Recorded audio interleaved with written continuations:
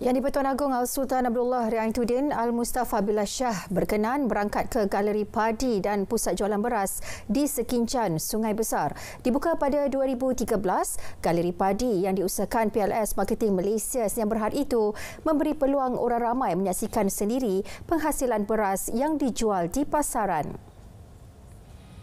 Dalam sesi lawatan rasmi itu, Sri Paduka berkenan memandu sendiri mesin transplanter bagi menanam padi di Taman Padi Mutiara dan mengendalikan mesin penuai padi. Baginda turut berangkat melawat bangunan kilang baharu milik PLS dan meninjau pemandangan sawah padi di sekitar Sekincan dari atas bumbung bangunan itu. Sebelum berangkat pulang, Al-Sultan Abdullah berkenan mewakili Kerajaan Negeri Pahang bagi menerima sumbangan beras sebanyak 10 metrik tan daripada PLS untuk mangsa bencana di Pahang. Perdana Menteri Datuk Seri Anwar Ibrahim menunaikan solat Jumaat bersama lebih 3,000 jemaah di Masjid Al-Firdaus, Bandar Baru Selayang hari ini.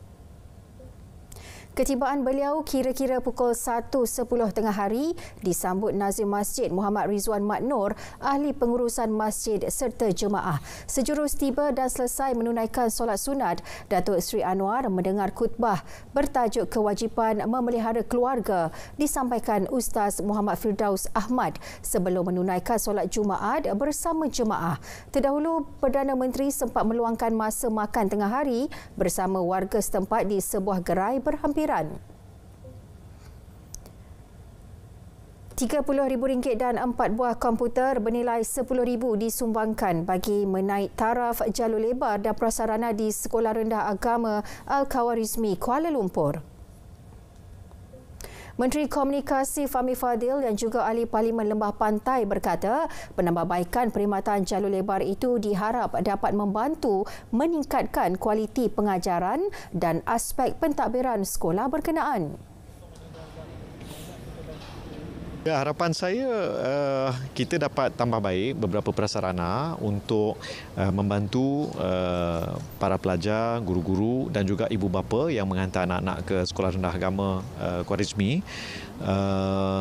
supaya tambah keselesaan dan secara langsung dan tak langsung saya harap dia akan dapat membakar semangat terutama untuk anak-anak terus belajar di sekolah ini.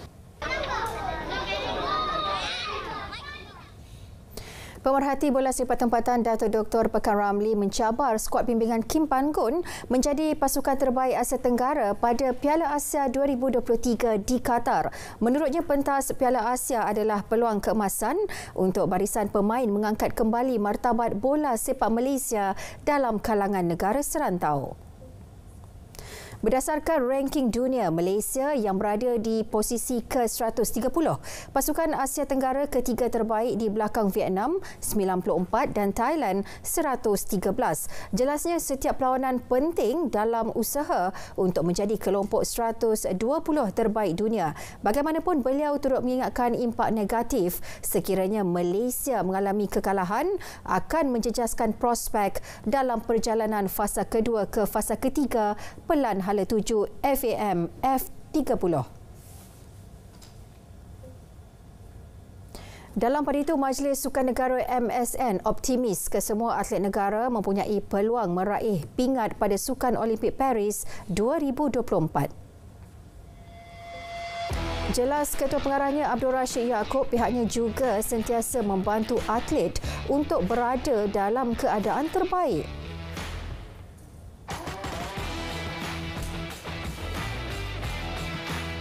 Dia pertama sekali, peluang tetap ada.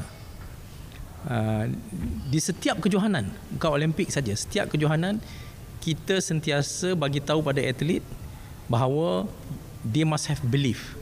Peluang memang sentiasa akan ada di hadapan. Yang paling penting, mereka bersedia dalam keadaan yang terbaik. Kita bantu mereka bersedia untuk berada dalam keadaan terbaik. Kecemerlangan dilakar anak-anak sidik dalam arena badminton negara sentiasa segar dalam ingatan. Bagi memastikan ia tidak dilupakan oleh generasi akan datang, Kerajaan Selangor bercadang menjadikan rumah keluarga jaguh badminton negara di Kancung Darat Banting sebagai rumah warisan. Saya lihat selalu hujung-hujung minggu saya lihat ramai pengunjung di dalam negeri dan luar negara pun yang hadir berbas. Mereka datang untuk melihat sejarah rumah ini.